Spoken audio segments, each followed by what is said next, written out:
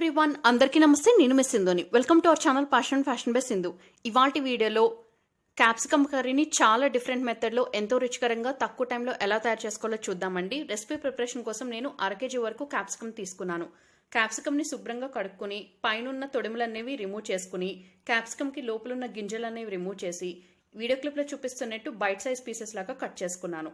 Stove మీద కొంచెం వెడల్పుగా ఒక కడాయి పెట్టుకుని అందులోకి 2 టేబుల్ స్పూన్లు ఆయిల్ వేసుకున్నాను. ఆయిల్ హీట్ అయిన తర్వాత కట్ చేసి పెట్టుకున్నటువంటి ఈ క్యాప్సికమ్ ముక్కల్ని కడాయిలోకి వేసి ఫ్లేమ్ని హైలోకి అడ్జస్ట్ చేసుకుని ఈ క్యాప్సికమ్ ముక్కలు అనేవి కొంచెం మెత్తపడి లైట్గా స్మోకీ ఫ్లేవర్ వచ్చే వరకు కుక్ చేసుకోవాలి. మీడియం హై హీట్లో పెట్టుకుని కుక్ చేసుకుంటే మనకి క్యాప్సికమ్ అనేది చాలా ఫాస్ట్గానే ఫ్రైయింగ్ అనేది అయిపోతుంది. అండి, ఇక్కడ నుంచి వీడియో లైటింగ్ అనేది కొంచెం డల్ అయిపోతుంది. ఈ రెసిపీ రికార్డ్ చేసేటప్పుడు పవర్ కట్ వల్ల మీకు లైటింగ్ అనేది చాలా డల్గా కనిపిస్తూ ఉంటుంది. I'm so sorry for that. So video క్లిప్లో చూపిస్తున్నట్టు ఇలా క్యాప్సికమ్ ఫ్రై అయిపోయిన తర్వాత ఫ్రై అయిపోయిన క్యాప్సికమ్ ముక్కలన్నిటి ఒక ప్లేట్లోకి తీసుకుని పక్కన పెట్టుకోండి. ఇప్పుడు ప్యాన్లో అదే ఆయిల్లో 1 టీ స్పూన్ ఫ్రెష్గా గ్రైండ్ చేసుకున్నటువంటి అల్లం వెల్లుల్లి పేస్ట్ వేసి ఈ అల్లం వెల్లుల్లి పేస్ట్ నుంచి పచ్చివాసన పోయే వరకు లో హీట్లోనే కుక్ చేసుకోవాలి. తర్వాత 2 పెద్ద ఉల్లిపాయలని రఫ్గా చాప్ చేసుకున్న ముక్కలు వేసేసుకుని ఉల్లిపాయల నుంచి పచ్చివాసన పోయి లైట్గా ట్రాన్స్పరెంట్గా అయ్యే వరకు కుక్ చేసుకోవాలి. క్యాప్సికమ్తో ప్రిపేర్ చేసిన మరికొన్ని రెసిపీ తాలూకా లింక్స్ నేను పైన ఐకార్డ్లో షేర్ చేస్తాను. కుదిరితే ఆ రెసిపీస్ కూడా ఒకసారి చెక్ చేయండి.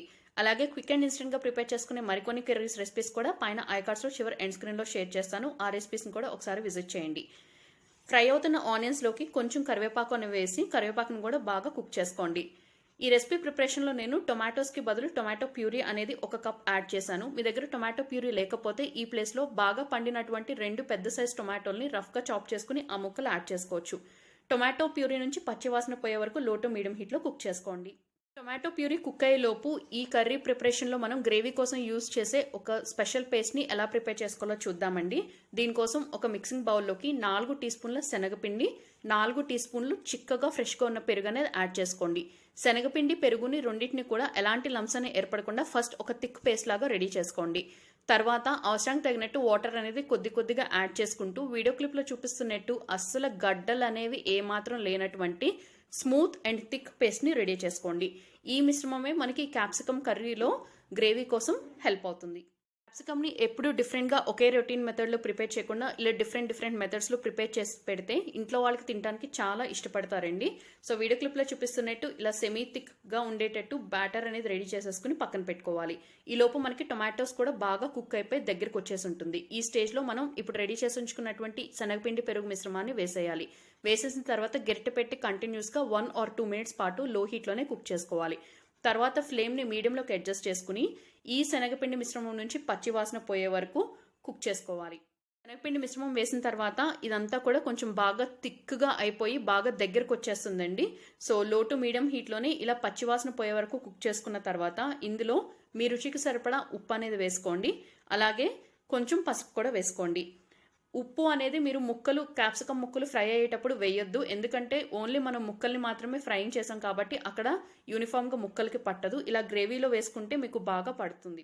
ఉప్పు పసుపు వేసిన తర్వాత బాగా కలుపుకుని 2 to 3 minutes పాటు లో హీట్లోనే కుక్ చేసుకోవాలి.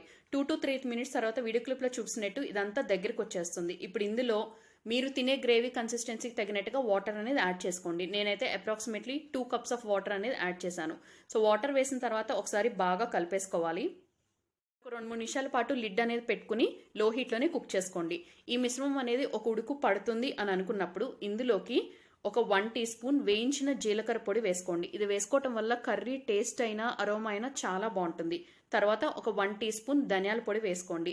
మీ రుచికి సరిపడా కారం వేసుకోండి. నేను ఇక్కడ Kashmiri red chilli powder use చేశాను. దీనివల్ల కర్రీకి మంచి కలర్ అనేది వస్తుంది. మీరు రెగ్యులర్ చిల్లీ పౌడర్ అయినా యూస్ చేసుకోవచ్చు. ఇంగ్రీడియంట్స్ అన్ని బాగా కలుపుకొని ఆయిల్ అనేది మనకి పైకి ఫ్లోట్ అయ్యి అలాగే సైడ్స్ నుంచి సెపరేట్ అయ్యే స్టేజ్ వరకు లో టు మీడియం హీట్లో ఉంచుకుని కుక్ చేసుకోండి. వన్స్ ఆయిల్ పైకి ఫ్లోట్ అవుతుంది అని అనుకున్నప్పుడు ఇందులోకి స్టార్టింగ్లో ఫ్రై చేసి పెట్టుకున్నటువంటి క్యాప్సికమ్ ముక్కలు అనేవి వేసేసేయాలి. మనం శనగపిండి పెరుగు మిశ్రమం కాంబినేషన్తో ఈ గ్రేవీ అనేది ప్రిపేర్ చేస్తున్నాం కాబట్టి మనం ఎంత వాటర్ యాడ్ చేసినప్పటికీ కూడా అది శనగపిండి త్వరగా వాటర్ని అబ్జార్బ్ చేసేసుకుని ఇదంతా కూడా కూర దగ్గరికి వచ్చేస్తున్నట్టు అనిపిస్తుంది. సో అవసరం అనిపిస్తే క్యాప్సికమ్ ముక్కలు యాడ్ చేయడానికి ముందు మరి కొంచెం వాటర్ అనేది గ్రేవీ కన్సిస్టెన్సీకి తగినట్టుగా అడ్జస్ట్ చేసుకుని తీసుకోండి. క్యాప్సికమ్ పీసెస్ యాడ్ చేసిన తర్వాత ఎక్కువ టైం కుక్ చేయాల్సిన అవసరం లేదండి. ఫ్లేమ్ని లోలో ఉంచుకుని జస్ట్ ఆయిల్ పైకి ఫ్లోట్ అయ్యే స్టేజ్ వరకు కుక్ చేసుకుంటే సరిపోతుంది. ఇక్కడ నుంచి వీడియో క్లిప్ అనేది కొంచెం బ్రైటన్గా కనిపిస్తుంది, ఎందుకంటే ఇక్కడ పవర్ అనేది బ్యాక్ వచ్చేసింది. సో ఇప్పుడు లాస్ట్లో ఫ్లేమ్ టర్న్ ఆఫ్ చేసే ముందు సన్నగా తరిగి పెట్టుకుని కొత్తిమీర ఆకులు వేసి బాగా కలుపుకుని డిష్ అవుట్ చేసుకుని సర్వ్ చేసుకోండి. రెసిపీ నచ్చితే తప్పకుండా ట్రై చేసి ఫీడ్బ్యాక్ని కమెంట్ సెక్షన్లో షేర్ చేసుకోండి. అలాగే వీడియో లింక్ని ఫ్రెండ్స్ అండ్ రిలేటివ్స్కి ఫార్వర్డ్ చేయండి. వీడియోకి ఒక లైక్ ఇవ్వండి. ఛానల్ని సబ్స్క్రైబ్ చేసుకుని పక్కనే ఉన్న బెల్ ఐకాన్ యాక్టివేట్ చేసుకుని ఆల్ అనే ఆప్షన్ కూడా సెలెక్ట్ చేసుకోండి. Thank you all very much for